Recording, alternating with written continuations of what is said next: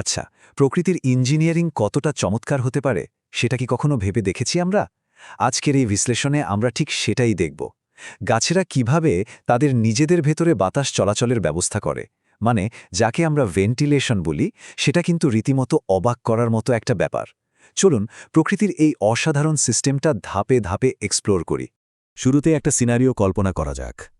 ধরুন বিশাল একটা বহুতল ভবন, চারপাশ একদম বদ্ধ। তো ভেতরে যারা আছেন তারা দমবন্ধ হয়ে মারা যাচ্ছেন না কেন?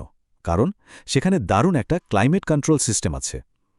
একবার ভাবুন, ভবনের গায়ে এমন কিছু স্মার্ট জানালা বসানো আছে যেগুলো ভেতরের পরিবেশ ফ্রেশ রাখতে একদম ঠিক সময়ে নিজে থেকেই খুলে যায়, আবার বন্ধও হয়ে যায়।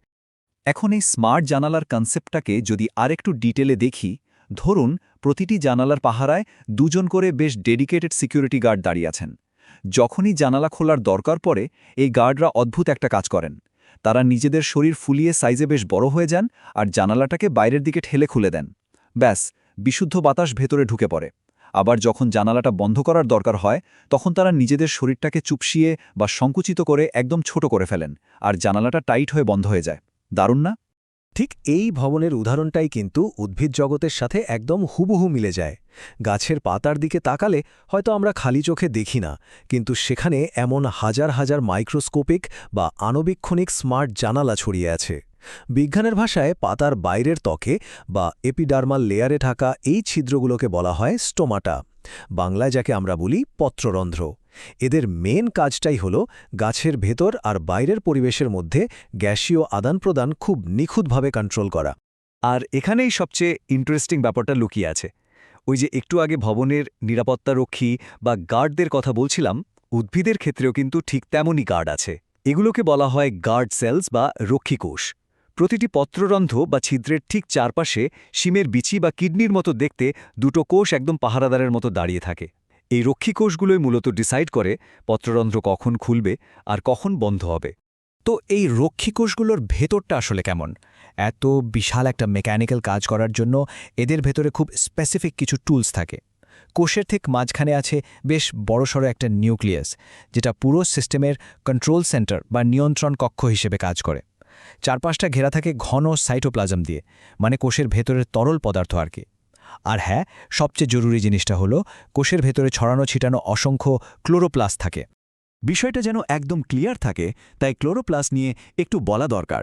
এগুলোকে আমরা রক্ষীকোষের ভেতরের ছোট্ট সোলার পাওয়ার্ড এনার্জি প্যাক বলতে পারি। এদের ভেতরে ক্লোরোফিল নামের সবুজ কণিকা থাকে, যা সালোক সংশ্লেষণে হেল্প করে। এই দুর্দান্ত মাইক্রোস্কোপিক সোলার প্যানেলগুলোর কারণেই কিন্তু রক্ষীকোষগুলো নিজেদের কাজ করার জন্য প্রয়োজনীয় এনার্জি তৈরি করতে পারে এবং সবসময় ফুলি অ্যাক্টিভ থাকে। আচ্ছা, শুধু কি এই দুটো রক্ষীকোষই সব কাজ করে? না, মূল রক্ষীকোষগুলোর ঠিক বাইরেই একটা স্পেশাল ব্যাকআপ টিম থাকে। এদেরকে বলা হয় সাবসিডিয়ারি সেল বা সহকারী কোষ। এরা মূল রক্ষীকোষগুলোর চারপাশে থেকে ওদেরকে ঘিরে রাখে।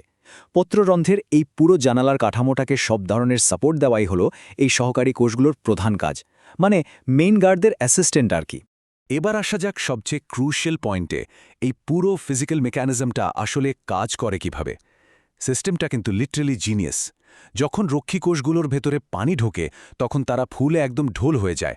বিজ্ঞানের ভাষায় একে বলে টার্জিড বা স্ফীত অবস্থা। ফুলে যাওয়ার কারণে কোষগুলো বাইরের দিকে বেঁকে যায় আর মাঝখানের জানালাটা পুরোপুরি খুলে যায়। ঠিক এর উল্টোটা ঘটে যখন কোষ থেকে পানি বেরিয়ে যায়। তখন তারা চুপসে যায় বা শিথিল হয়ে পড়ে, আর ছিদ্রটা একদম শক্তভাবে বন্ধ হয়ে যায়, ঠিক আমাদের ওই স্মার্ট ভবনের গার্ডদের মতোই।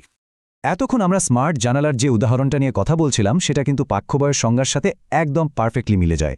বইয়ের ভাষায় পত্ররন্ধ্র বা স্টোমাটা হল পাতা, কচিকাণ্ড এবং অন্যান্য অঙ্গের বহিরাবরণে অবস্থিত এমন একটি ছিদ্র যা গ্যাসীয় আদান প্রদান নিয়ন্ত্রণ করে।